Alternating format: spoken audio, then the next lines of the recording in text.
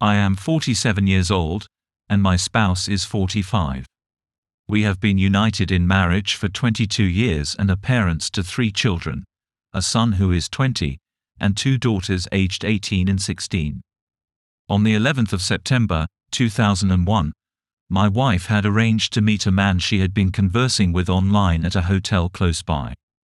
They had spent months sending texts and sharing photos. At that point, we had been married for 2 years, and our son was not even 1 year old.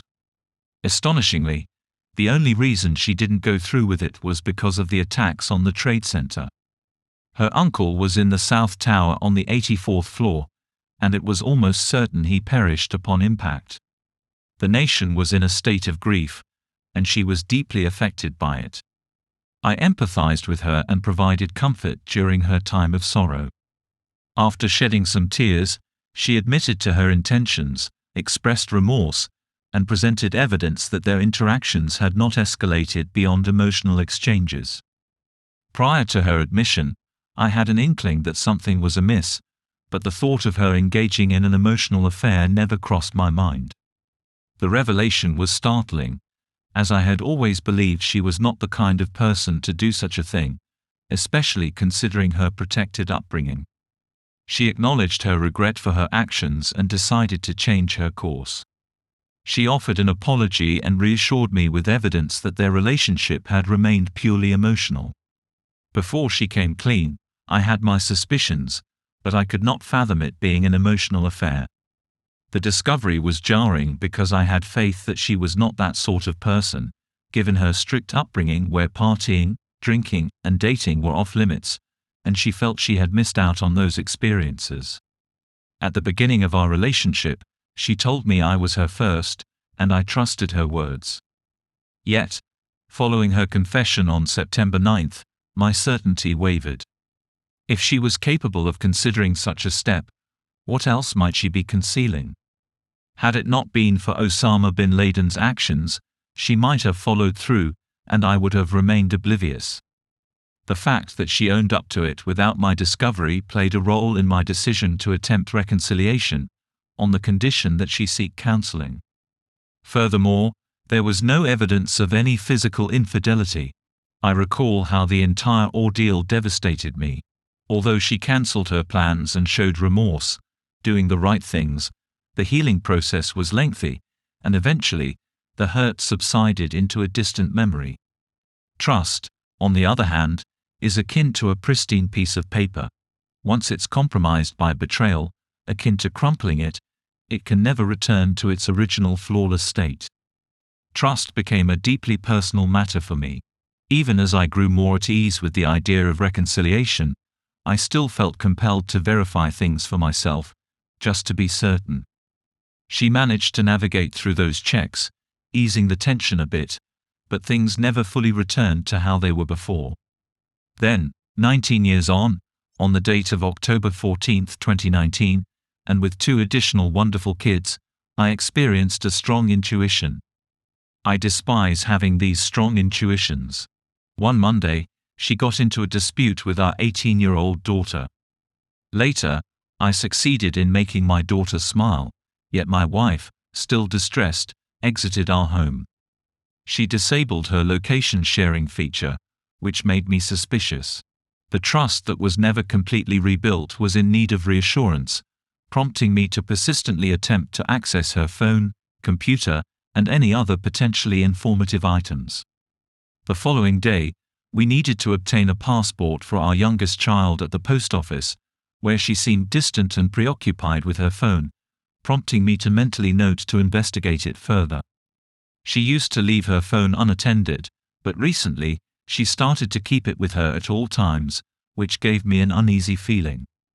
We purchased an iPad for her, and she secured it with a passcode, which caught me off guard. We don't typically secure our devices with passcodes, and even though she claimed it was for work purposes, I still had my reservations. On Friday, we finalized a home equity loan at the bank, and she mentioned she needed to run an errand. Upon checking her locations, I discovered she had visited an adult store. When the opportunity arose, I searched and found an elegant piece of lingerie. Our intimate life had been lackluster due to her waning interest, which led her to seek out information on issues related to female desire. Driven by curiosity, I kept tabs on what I could. Eventually, I cracked the passcode to her iPad and stumbled upon sexually explicit Facebook messages with a man. Although they weren't connected as friends on Facebook, her responses indicated she was familiar with him. The conversation escalated to sexual content, and when he proposed she come over after dropping off her daughter, she refused, stating, "My stories aren't set up like that." Instead of keeping this information and its source to myself to gain a better understanding, I impulsively confronted her that same night, which turned out to be a grave error. It was premature because she fabricated a story and continued the affair in secret. She claimed the lingerie was intended for us, asserting she was mustering the courage to wear it for me. She also claimed the man from Facebook was a former summer colleague who had initiated contact unexpectedly. She adamantly denied any physical involvement, insisting it was merely textual communication. I want to trust her words, but I find it challenging. I demanded that the interaction cease entirely, to which she promptly consented. The next day, I inquired if she had ended it and she affirmed she had. Unknown to her, I had the means to view their messages. She was untruthful, and now, after 19 years, history is repeating itself. My feelings are in disarray. I'm unable to eat or sleep, and focusing is a struggle. I've decided to begin therapy this week and increase my gym visits. This situation is terrible, and I wish I didn't have to endure it. Since the day of discovery, I've been consulting the 180 guide almost every day. Initially, I managed to follow it successfully for a few days, but today was particularly difficult.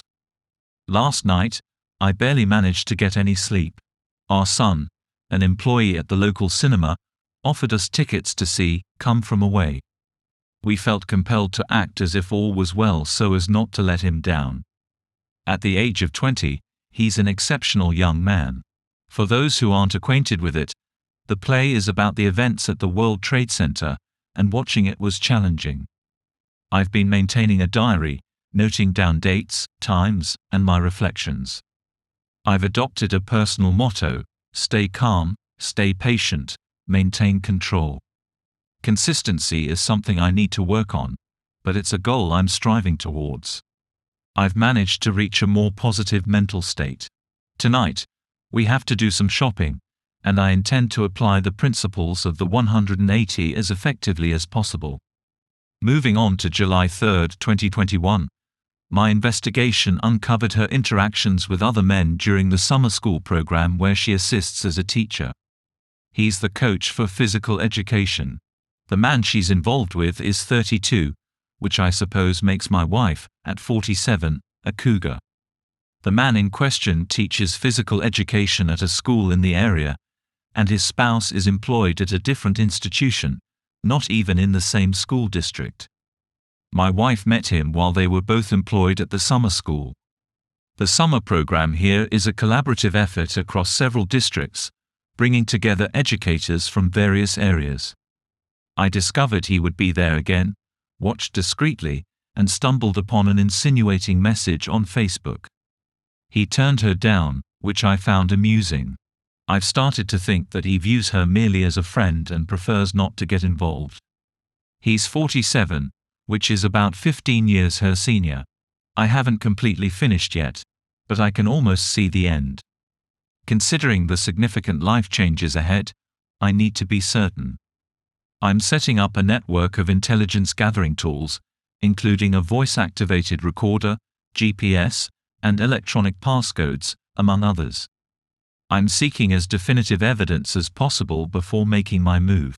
I've also been studying and taking notes on the divorce regulations in my state. I plan to consult with attorneys as well.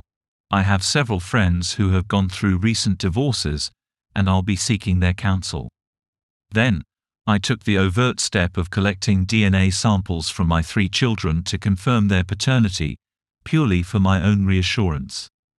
Undertaking this has been the most difficult thing I've ever done, but no matter the outcome, my love for them will remain unconditional.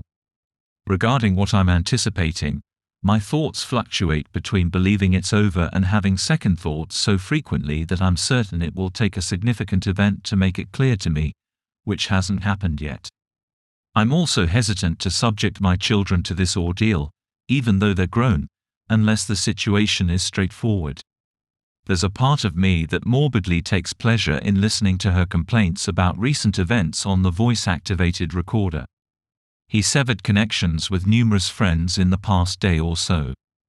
I admit to prying into that matter as well, and she's quite upset by it, and I'm aware that this will not be received well, but she's been experiencing what I describe as a midlife crisis for the past year. Additionally, she lost her mother in November, and we are holding the funeral tomorrow. She's finding it extremely difficult to cope with the loss. Just 2 days following her mother's death, my father passed away. In the subsequent 3 weeks, she grieved the loss of 2 more family members. Then came Christmas. My family has endured a series of tragedies lately, and I can see it's taking a heavy toll on her. Deep down, I've considered that these events might be contributing to her current state. Perhaps it would be wise to allow more time to pass after these losses before introducing the additional hardship of a divorce. I'm prepared to bear this situation a while longer for the sake of my children and family, though waiting to decide is challenging. After a 26-year relationship, the thought of giving up is daunting, particularly given the profound love I felt for her for the majority of our marriage. I cannot dispute that fact. My intention is to spend the upcoming week researching divorce lawyers. We have a birthday celebration for my daughter the following Sunday, and subsequent to that, I intend to confront her. I'm not sure of the exact words I'll use, but I'll make it clear that I've spoken with a lawyer and I'm prepared to initiate divorce proceedings.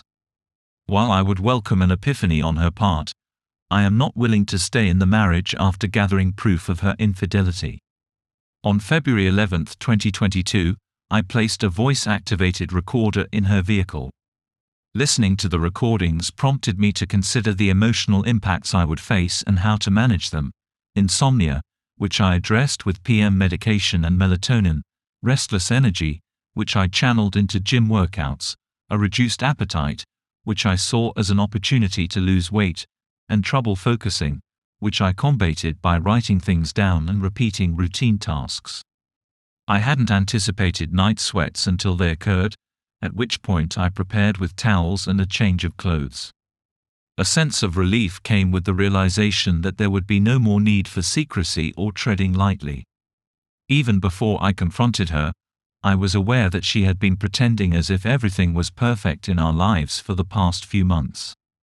She felt distressed after her father sent her a box of items belonging to her deceased mother for her to go through. It had no impact on me. I experienced no empathy, sadness, or distress upon seeing her distressed. The confrontation eventually happened, following her persistent questioning and prodding, with her asking, "What's wrong? Tell me what's troubling you." My response was simply to utter his name and the words, "I know," which left her flustered and caused her to leave the house abruptly.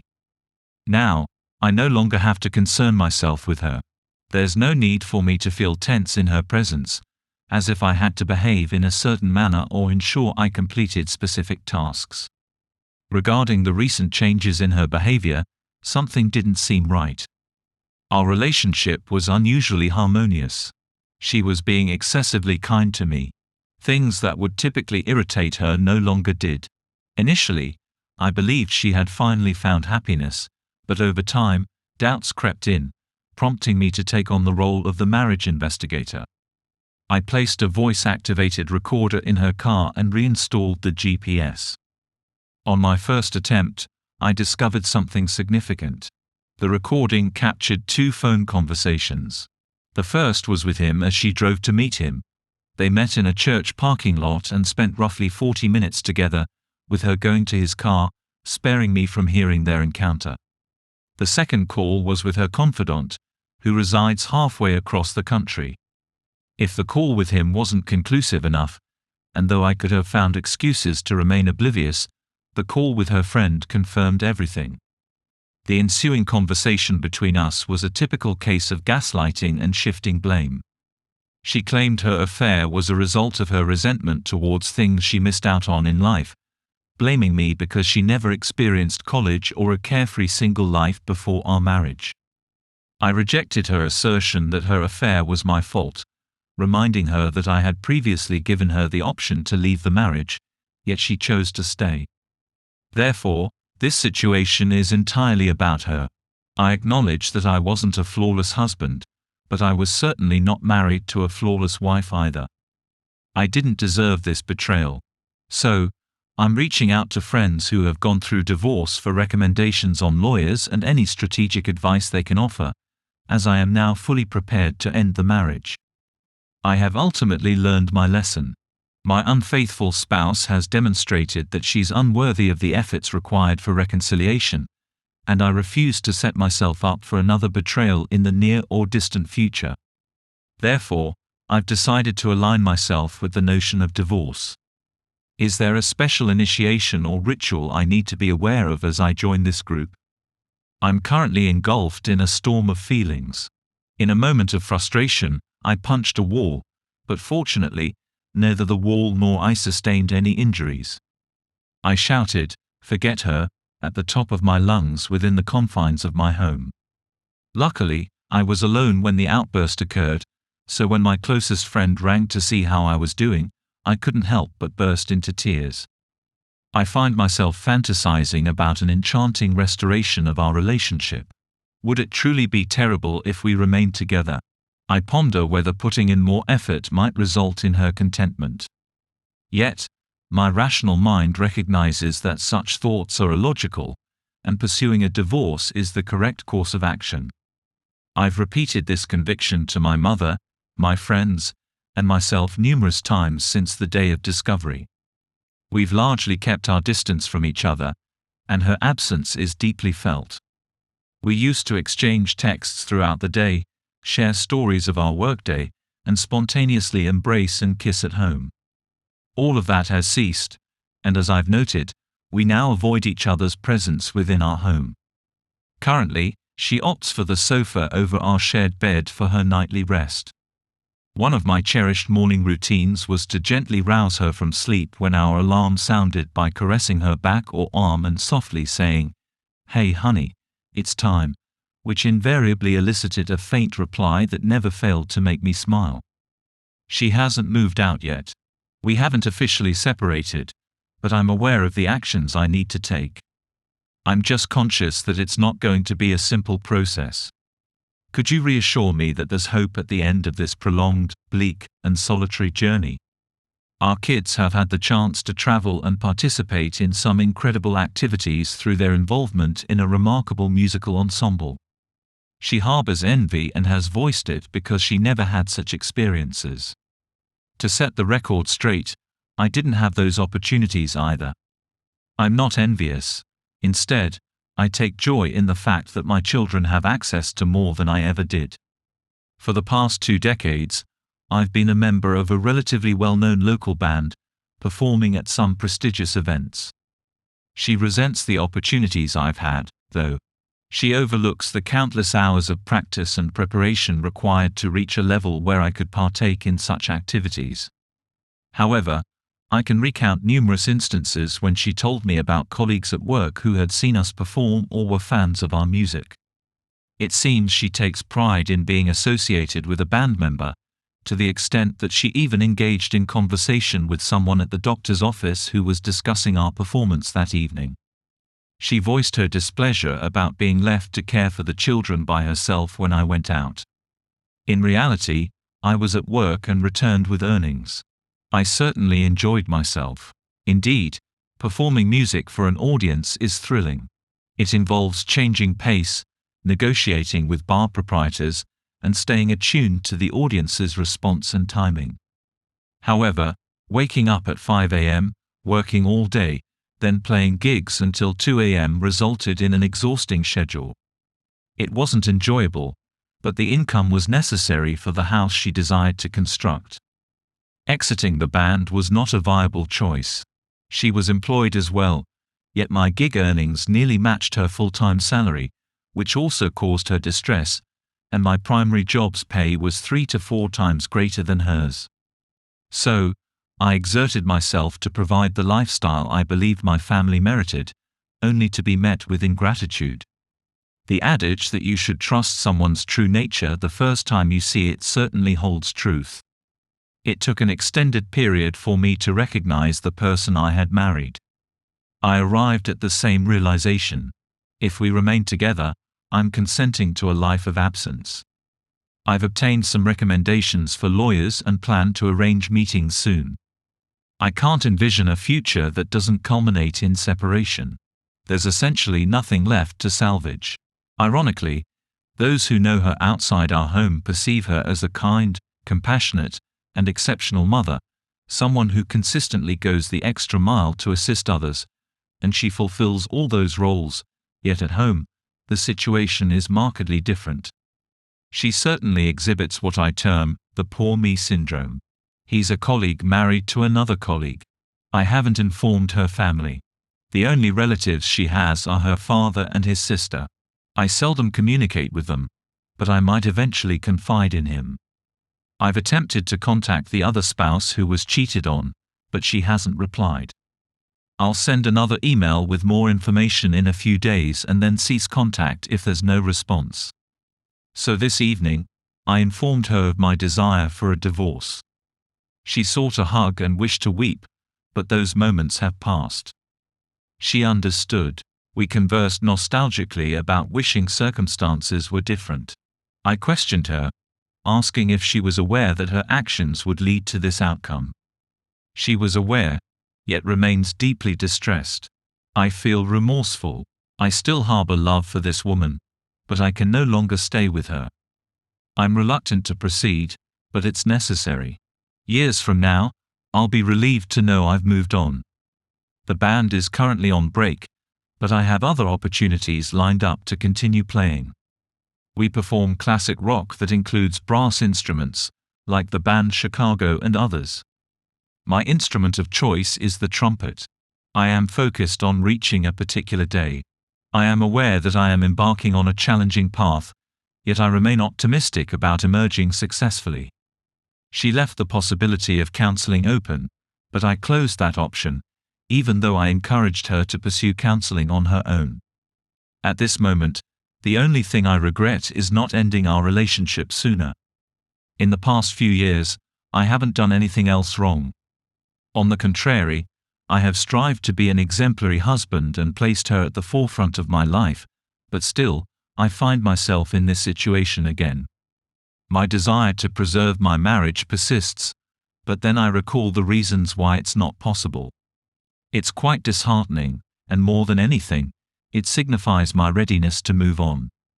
I attempted to contact the other person affected by the betrayal through email but received no reply.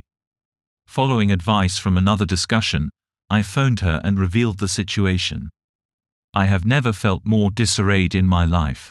Although all I did was share the necessary information, her devastation made me feel culpable.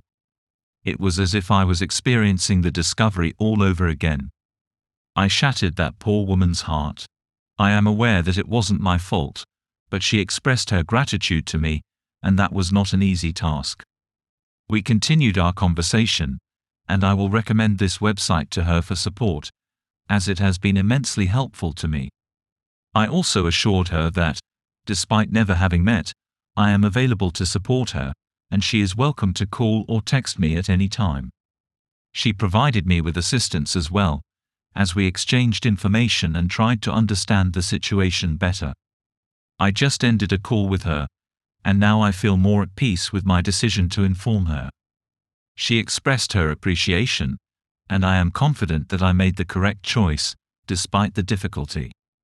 We talked further, and I will point her towards this website for support, which has been a significant aid to me. I reassured her that I am here for her, even though we have not met in person, and she can reach out to me whenever she needs to. She was also beneficial to me, as we shared insights and tried to make sense of the situation. I've just finished talking with her on the phone, and I feel more at ease about having shared the information. She expressed her gratitude, and I am convinced that I did the right thing, even though it was challenging. I was eager to learn about his actions, as he appeared to fabricate a narrative of an unhappy marriage to elicit sympathy. I am not overlooking her involvement, but it's possible she was swayed by hearing what she wanted to believe. My wife does not know that I have revealed her affair partner, which has impacted 2 families and 6 children. It's difficult to look at a parent and question how they could engage in such behavior. She should just compare the paychecks to see what has been going on. I only communicate with her regarding our children or household issues. I generally try to avoid being in the same room as her. The residence feels chilly, and she's gradually coming to the realization that she may have taken things too far. I'm reaching out to attorneys, rallying friends for emotional backing, and devising strategies to depart. I don't believe she has fully snapped out of her daze yet. I'm creating as much distance between us as possible. We only converse when she initiates it, and then it's strictly about the residence, our children, or financial matters. Believe me, she's beginning to understand the situation. She might anticipate that I'll behave as if the incident never occurred or that I'll desperately try to win her back. In previous instances, that's exactly what transpired. In the past, I failed to confront her and insist on my conditions for staying together. I was satisfied to overlook the issues with a few apologies and some indulgence. Currently, I'm fully committed to a complete turnaround, limiting our interactions to only what's necessary. There's no idle conversation, no inquiries about each other's well-being, or updates about our days. I believe she's struggling with my detached stance.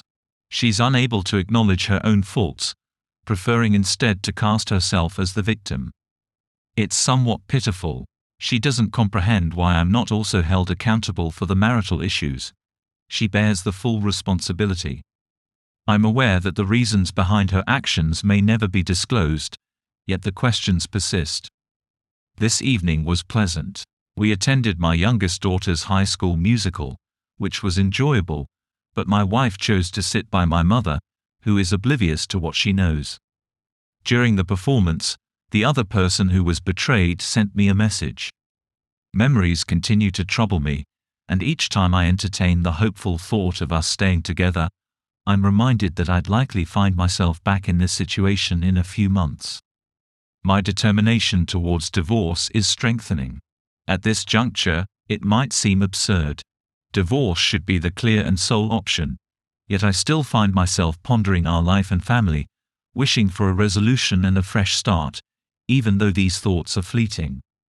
Perhaps it's a part of the healing process, as these thoughts are brief before the harsh truth that she's not someone worth staying with becomes evident again.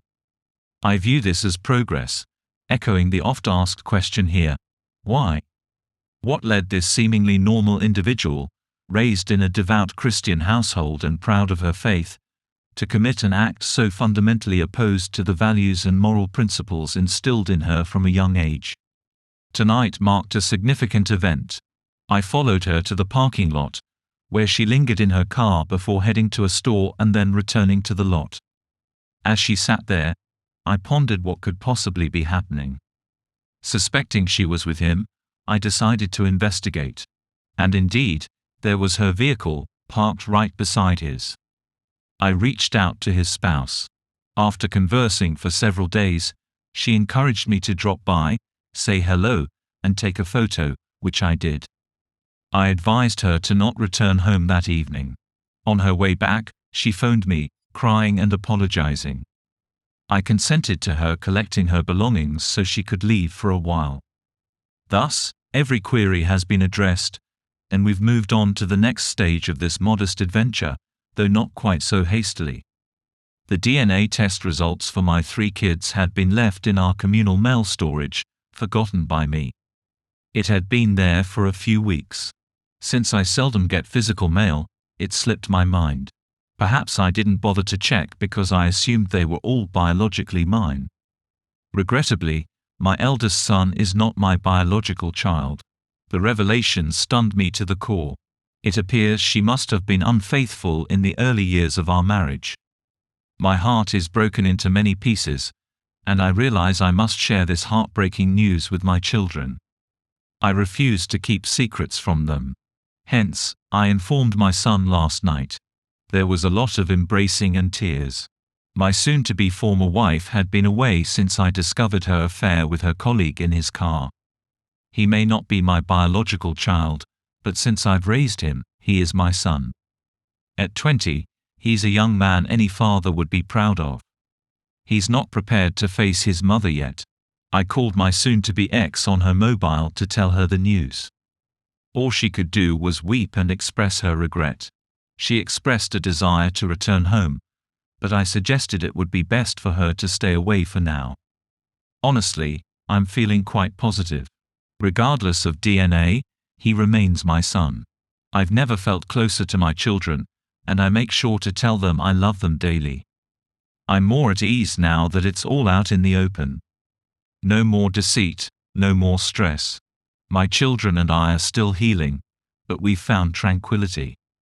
We'll experience a range of emotions in the days ahead, but I now see a way forward out of this situation.